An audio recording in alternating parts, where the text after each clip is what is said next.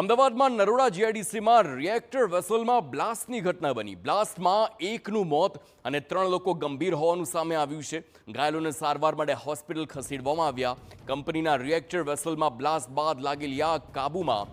સવારથી વિસ્તારમાં લાઇટ ન હોવાથી ફાયરના સાધનો એક્ટિવ હતા કે કેમ એ જાણી શકાયું નથી। આગની ઘટના અંગે પોલીસે તપાસ શરૂ કરી।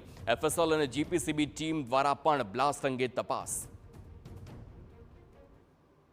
હાઇડ્રોજનની ટેન્ક હતી એને આપણે totally fire flame cut off કરી લીધી છે। કુલિંગ પ્રોસેસ પણ અત્યારે પૂરી કરેલ છે અને સર્ચ ઓપરેશન પણ પૂર્ણ કરેલ છે। ફાયર સેફટીના સાધનો લઈને કોઈ કાર્યવાહી થશે?